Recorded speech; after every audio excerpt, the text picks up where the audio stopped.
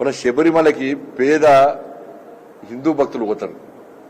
తిండికి లేకున్నా, కుటుంబాన్ని పోషించుకునేటువంటి అవకాశం లేకున్నా కూడా ఆ స్వామివారిని తలిస్తే కొలిస్తే 41 రోజుల పాటు దీక్ష తీసుకొని మాల ధరించి ఆ స్వామివారిని వేరుకుంటే ఆ స్వామివారి కరుణ కటాక్షతో నేను అనుకున్న కోరిక తీరితే నేను ప్రశాంతంగా సుఖ సంతోషాలతో బతకొచ్చని చెప్పి ఒక విశ్వాసం నమ్మకంతో ఎన్ని కష్టాలైనా చలిలో ఎన్ని కష్టాలైనా ఎన్ని ఇబ్బందులున్నా తిండికున్నా లేకున్నా 41 రోజు అయ్యప్ప మాల ధరించేటువంటి ఆ స్వాములు పేద స్వాములైనప్పుడు కూడా ఇలా స్వామివారి దర్శనానికి 41 రోజు దీక్ష సందర్భంగా మాల ధరించి శబరిమలై పోతే అక్కడ వాడు పడుతున్న కష్టాలు అంతా ఇంతగా. నీళ్లు లేవు, ఒక షెల్టర్ లేదు, చలికి చస్తున్నారు. అడగకూడదు, చలికి చస్తున్నారు. కనీసం అక్కడ మూర్ఖత్వ ప్రభుత్వం కేరళలోని మూర్ఖత్వ కమ్యూనిస్టు ప్రభుత్వం ఇలా కనీసము అక్కడ అయ్యప్ప స్వామి భక్తులకు కనీస సౌకర్యాలు కల్పించలేని స్థితిలో ఉంది అంటే ఈ తెలుగు రాష్ట్రం నుంచి తెలంగాణ రాష్ట్రం నుంచి అనేక మంది పేద భక్తులు ఇవాళ చిన్న పెద్ద తేడా లేకుండా పోయి స్వామివారి దర్శనానికి పోతుంటే ఇక్కడ సౌకర్యాలు కల్పించే ప్రయత్నం చేస్తున్న స్వాముల వారికి ఇక్కడ ఒక వర్గం ఓట్లు పోతాయి. ఇదేనా మీకు కావాల్సింది? ఇలా అన్ని టీవీ ఛానల్స్ లో కథనాలు వస్తున్నాయి.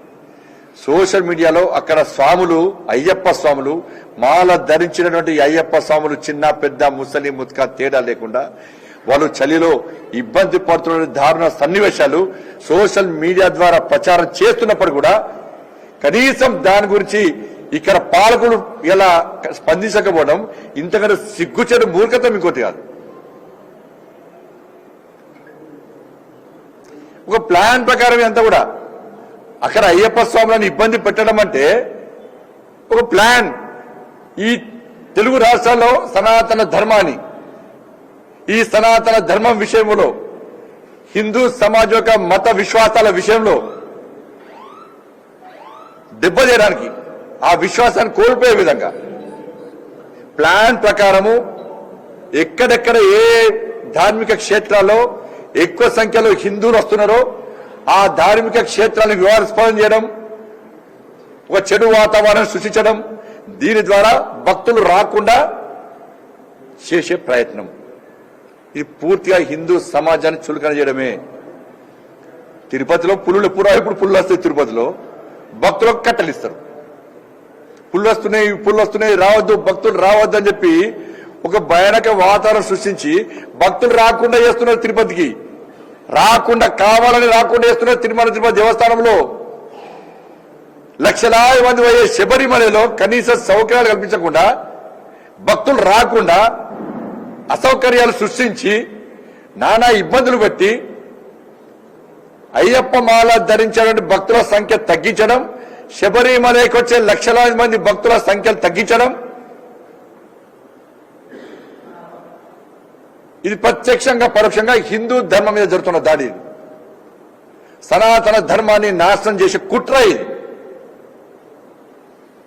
పాలకులు స్పందించాలి దీని మీద.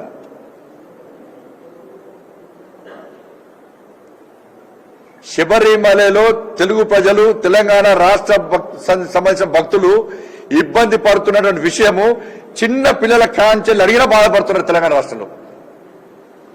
ఒక అయ్యప్ప స్వామి అరే పాపం అయ్యప్ప స్వాములు శబరిమలలో బాధపడుతున్నారట, అయ్యప్ప స్వామికి తినడానికి తిండి లేదట, తాగడానికి నీళ్ళు లేవట, చలిలో చచ్చిపోతున్నారట, కనీస సౌకర్యాలు లేవట అని చెప్పి చిన్న పసిపిల్లలు అడిగిన వాళ్ళు చెప్తున్నారు ఇవాళ.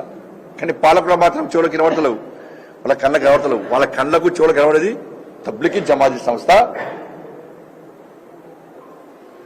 వాళ్ళు సమావేశం బహిరంగ సభ విజయవంతం కావాలి, వాళ్ళకు వాటర్ ఇవ్వాలి, రోడ్డు వేయించాలి. అరే మక్కాకు పోతున్నారు, ఎప్పుడన్నా మక్కాకు పోయేటువంటి ఆ ముస్లిం భక్తులందరూ కూడా అన్ని సౌకర్యాలు కల్పించారు. ఎప్పుడన్నా మేము వ్యతిరేకించినామా? ఎప్పుడన్నా మేము వ్యతిరేకించినామా? భారతీయ జనతా పార్టీ వ్యతిరేకించిందా? అన్ని సౌకర్యాలు కల్పిస్తున్నారు, అన్ని రకాల ఏర్పాట్లు చేస్తున్నారు, అన్ని రకాలుగా అరుచుకుంటున్నారు. ఎప్పుడన్నా భారతీయ జనతా పార్టీ వ్యతిరేకించిందా? వద్దన్నామా మేమన్నా?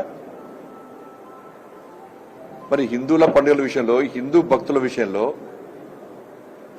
సనాతన ధర్మం విషయంలో కాంగ్రెస్ పార్టీ కానీ, బీఆర్ఎస్ పార్టీ కానీ, కమ్యూనిస్టు పార్టీ కానీ, ఇతర కుహన లౌకిక వాదులు అవలంబిస్తున్నటువంటి ఈ సంతుష్టికర విధానం ఒక్కసారి హిందూ సమాజం ఆలోచించాలి.